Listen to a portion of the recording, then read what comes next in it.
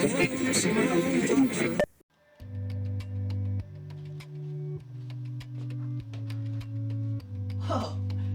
what's up, dudes? I didn't see you guys there.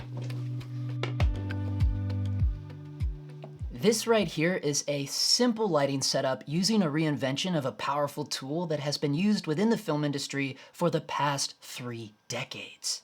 What I'm using right here is the new Bowens spotlight attachment from Godox, the VSA-19K, and I currently have it paired with the new SL200mkii. These spotlight mounts are born out of their predecessor tungsten versions, which were released back in 1992 by a company called ETC, or Electronic Theatre Controls, and are more widely known as Source 4 Lecos. And they were a game changer for the theater world.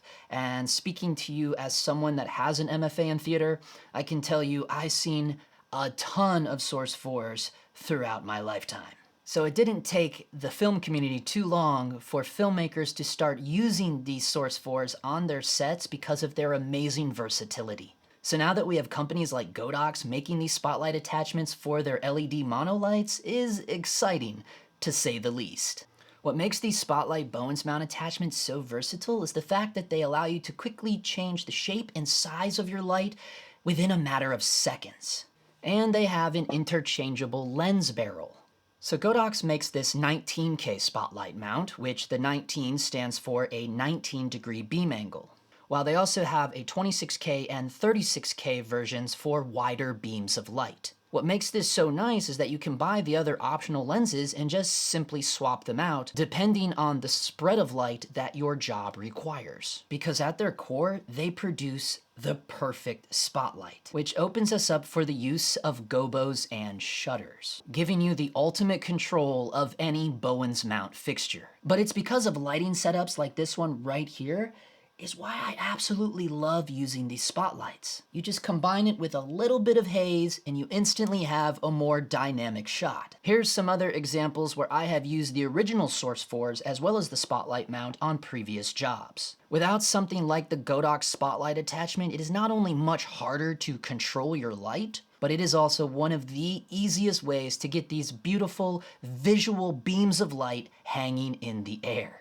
And I have to give a shout out to my gaffer, David Goodman of Goodman Grip and Light right here in LA, because he keeps a gang of the original Source 4s in his van package, and he's the one that helped me pull off these shots that you're looking at right now. Now, it is important to take note how I use these spotlights. In all of those examples, and including this setup right here, I'm using them more for accent lighting, or a way to create a feeling of depth within the shot by adding layers of light. Whereas if you're wanting to use these spotlights for your key light, you are going to get the best results by blasting them into a frame of ultra bounce or something similar. Another common use of these spotlights is using them for room tone. Just by simply blasting the light into a ceiling, you can get a pretty decent amount of ambience depending on the output of your fixture and whatever stop you happen to be shooting at. So in this example right here, I had the SL200mkii at full 100% and I blasted the VSA-19K directly into the ceiling. And I was getting a reading of an f2 based upon my camera settings. But that was with the fan off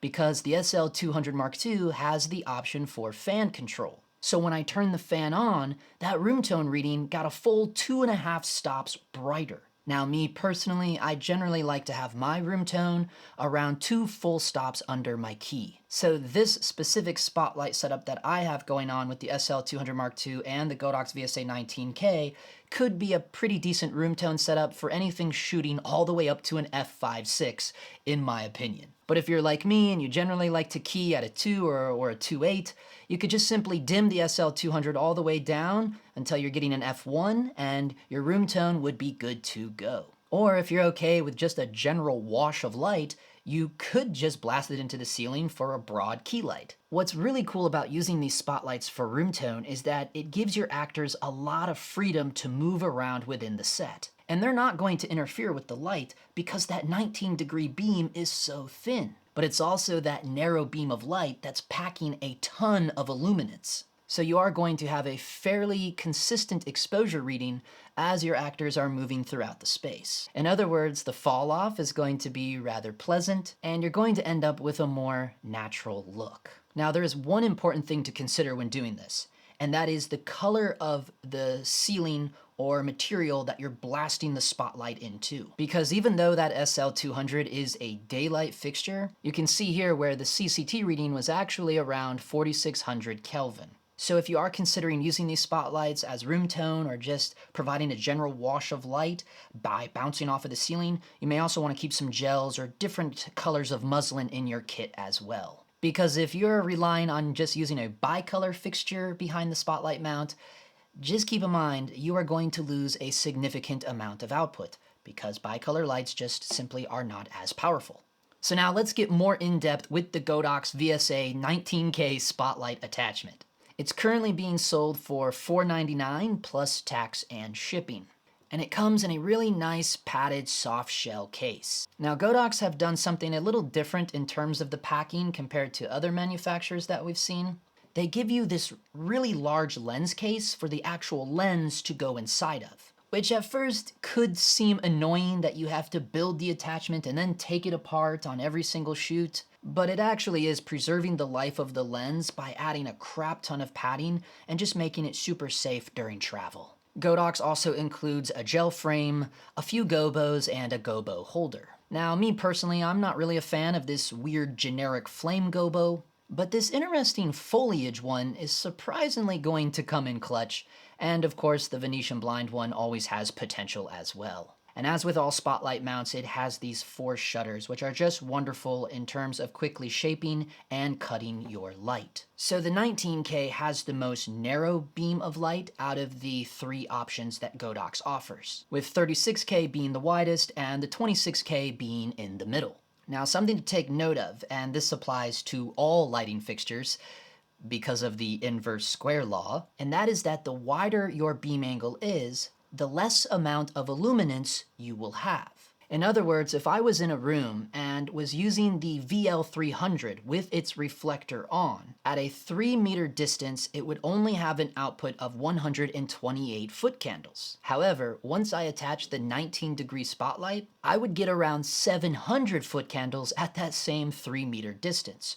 But notice how narrow our beam of light has become. But now if I was to switch to a 26-degree lens on that same fixture, that illuminance would then drop down to 476 foot candles. And then if I was to jump to the 36-degree lens, it would drop down even more to now only 390 foot candles. So this is all something to be aware of when choosing both your lights and accessories. You have to consider the amount of space you need to cover, along with the output you need for the desired exposure. And then there is also the third factor to consider, which is distance. Because as we all know, the further the light is away, the less illuminance you will have. Now I know this is all super nerdy and not a lot of people care about this stuff, but as my Patreon folks know, I do work quite a bit as a gaffer here in LA, so this is all stuff that is constantly in my mind when I'm choosing packages for certain jobs. And this stuff can get a little tricky when talking about the spotlight mounts specifically,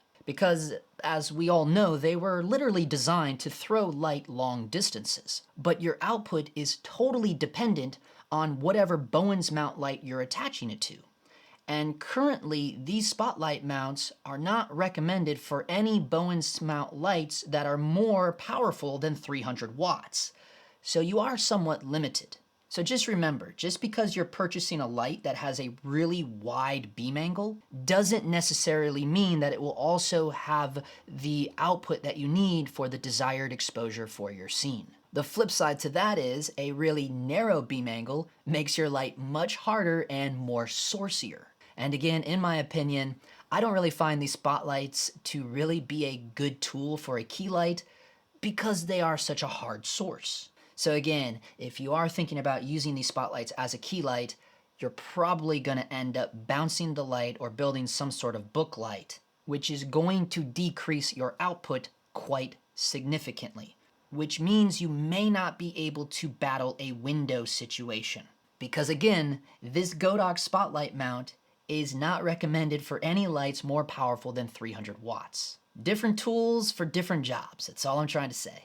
That's why I say rather than a key light, a general wash of light, or bouncing it or building a book light, it may be more ideal just to use it as room tone. So I'm just giving you a lot of little nuggets because there's a lot to keep in mind when you're thinking about using these spotlights on your own sets. And since the VSA-19K is a lens, let's check out the optical performance. So you'll notice first the way Godox designed this thing. You can essentially set it to 2 different parameters using this little screw knob. And this allows you to telescope the lens, and with the 19-degree spot, you can make a really small, crisp circle. Or you can widen out and get a much larger circle. But take notice of what I call the onion effect happening with that circle of light. And because this is only a 19-degree beam angle, that circle on the wide end does have some aberrations around the edges. I'm talking about this purple fringing. So if you're needing a really large, crisp circle with well-defined edges,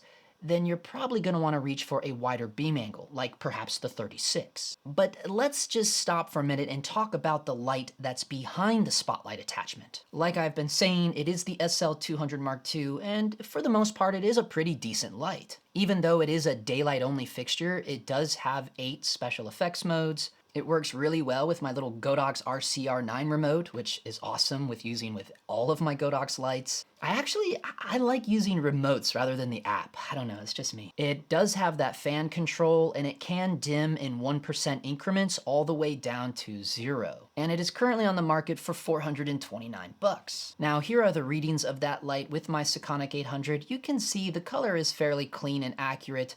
However, we're not getting into that today. We want to focus on the output. So without the spotlight attached, the SL200 Mark II on its own at a 9-foot distance, which is just shy under 3 meters, with the fan on, the SL200 Mark II was putting out 488 foot candles, which is pretty dang good because a 300D Mark II only gives you 421 foot candles at that same distance.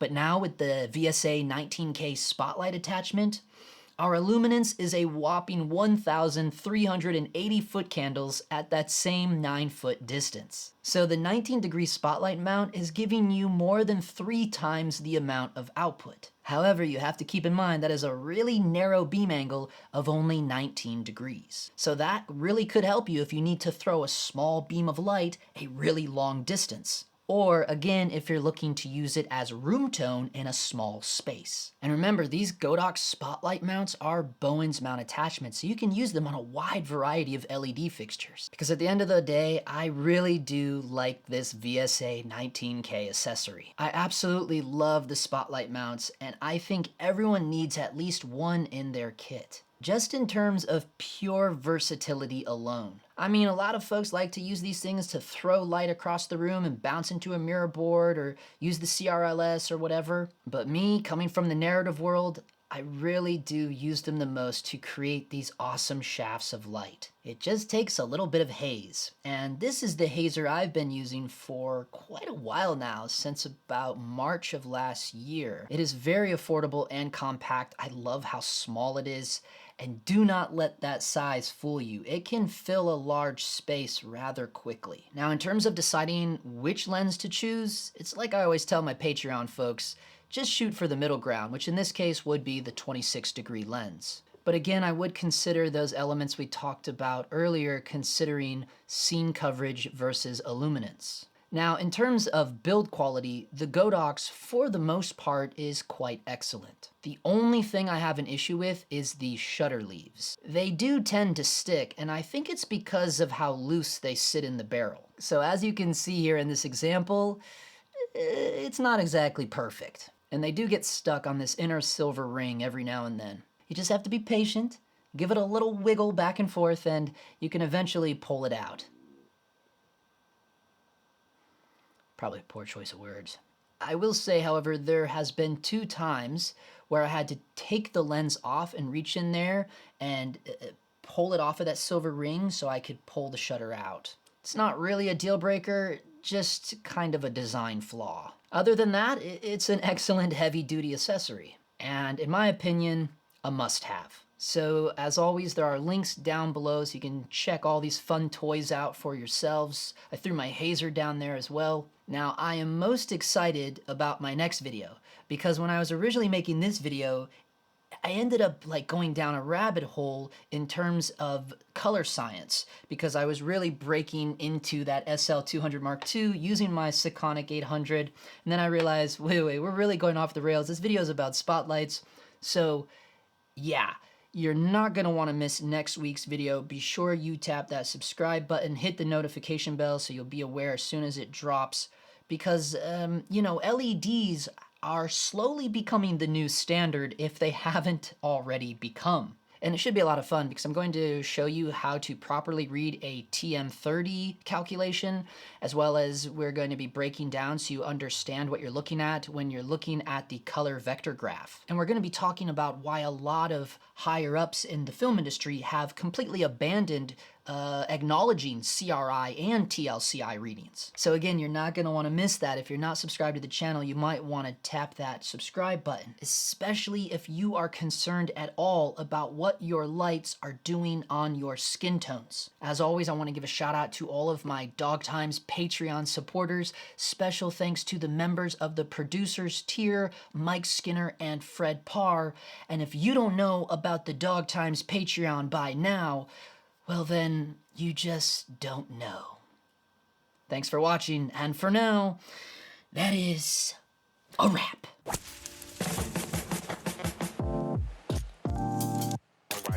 right.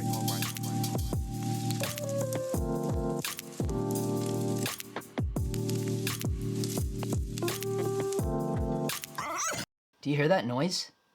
That's the fan of the Vaxis. So I recently camera opped on a network show.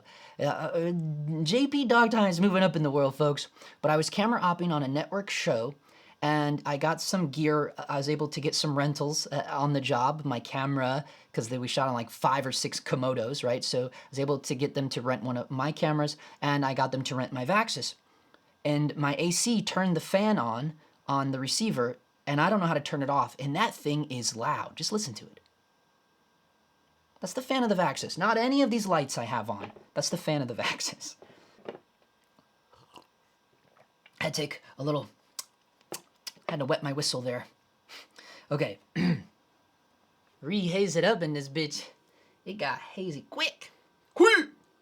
That's the trickiest part. You see what it's doing now? Now, you know it's too soon to roll because of you can see the smoke. You don't want to see the smoke, you know? Like you just want it to sit.